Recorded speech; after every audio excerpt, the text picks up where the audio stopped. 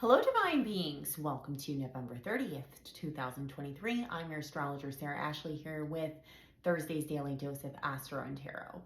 Okay, so I do feel like today can be emotionally volatile and precarious with this moon in Cancer. And, moon in Cancer already is very emotional, even though it's in its home sign, but because it is sextiling Uranus today, or Uranus, as I found out it's really supposed to be called. The sextile with Uranus, that's the proper name of, proper way of saying it, proper pronunciation. We have to kind of navigate why we might not be feeling centered at this time. Okay, that's a huge, huge question I think we all need to ask ourselves. If you're not feeling centered, if you're not feeling calm, if you feel like you're not understanding your own intentions, or you feel kind of murky about where things are going, directionless, aimless, you're going to have to start to ask yourself, like, what changes do I need to make? Why aren't I feeling at home? Why aren't I feeling settled with myself? Am I betraying myself? This sextile means that there's actually going to be some revelation with that you're actually going to get some help in that direction to feel some calm and balance and some liberation and some steadiness within your soul, right? Some alignment within your 3D self and in your 5D self. This moon will also trine Neptune, which will bring us a lot of, great downloads, because this is Pisces, Neptune and Pisces, and moon in Cancer.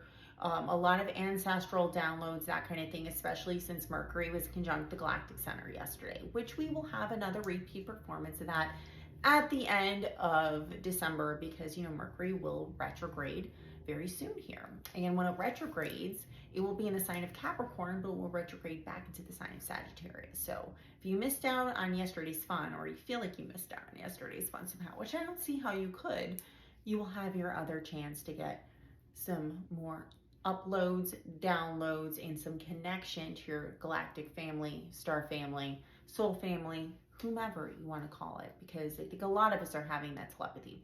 Now, why I'm saying it's emotionally precarious and a little bit volatile, because the North Node in Aries is squaring the moon today. Okay, so Aries and Cancer are both very strong-minded, strong-willed signs, right? Because they're both cardinals, right? They like to take care of business. They like to be in charge. They're both very family-oriented and group-oriented as well. They're also very me-oriented, right? They're like, how can I contribute to this situation? And sometimes they're not seeing what everybody else wants because they're so me-centered, okay? Because Cancer, even though it's the sign of the mother, it's thinking about, what am I doing to take care of these people that are around me? How am I going to be the center, the matriarch of my home? And sometimes they forget what other people want because they're so busy thinking about how they can contribute, okay? So just keep that in mind. Because there's this square, we can feel like a lot of our traumas are coming back, was what I'm hearing in the download. I also feel like we're not quite understanding why maybe we're being left out of certain situations and we're not feeling nurtured. So I think there's a lot of like, how am I going to feel my best when maybe I'm left out of an equation that I didn't want to be left out of?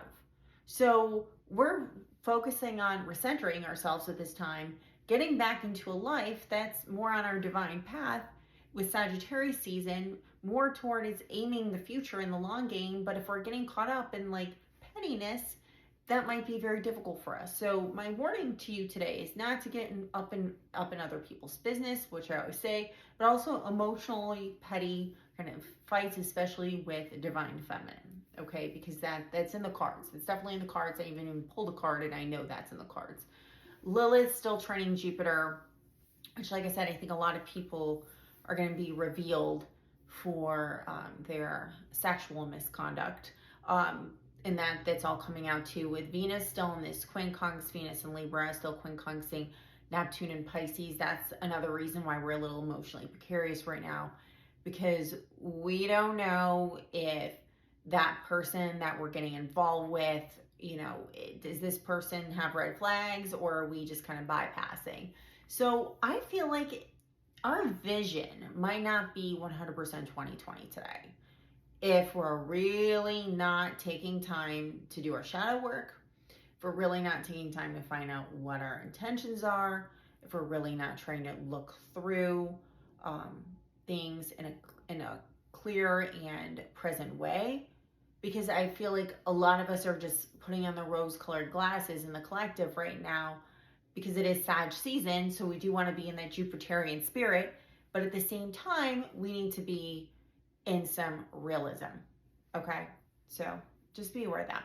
Okay, before I pull some cards, just so you know, I still have my 2024 readings available on my website. You just go to my website, go to services, and my 2024 readings are there. That is a 45-minute session, and you can either get that as on a Zoom call or pre-recorded. It's only $124. I also have my gift cards at half off right now. You don't even need a code. You can treat yourself to a gift card, and those gift cards don't expire.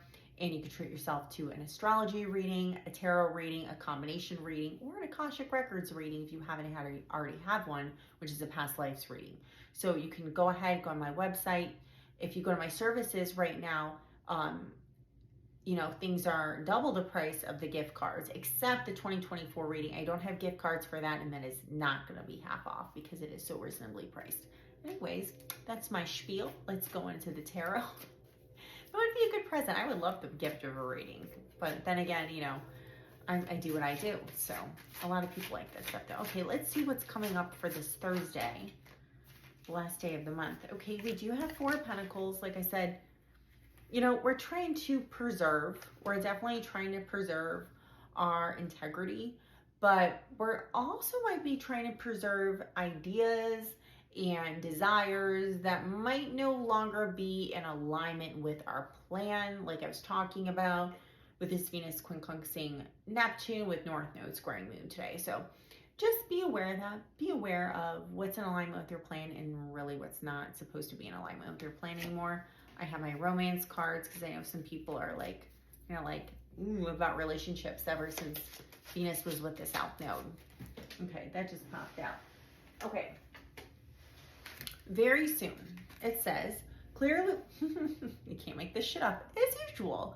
It says, clearly decide what you want so that it comes to you now. Yeah. So if you are just holding back on a relationship and not giving it 100%, because you're not so sure about this person, it's saying, just get out of Dodge, you know, pull out your cards while you can and keep on using their reference cards and wait for the right person, because that person is right around the corner. I also think this is not just in romantic relationships. This is in all sorts of manifestations. If you are just, you know, going to take anything that pops into your mainframe here and you're like, oh, this looks good. I just don't care. I just want to get over with. I don't want to think about it anymore. You know, you're going to get what you get. But if you actually wait for the right person, the right situation to come along, you're going to get exactly what you want because you had that manifestation and that intention and that vision in mind. You have to be very clear about it. Write it down, say it out loud, whatever you need to do, because it's coming in. It's coming in. All right, guys, I'll be back on the Friday one. Have a great day. Love and light. Bye-bye.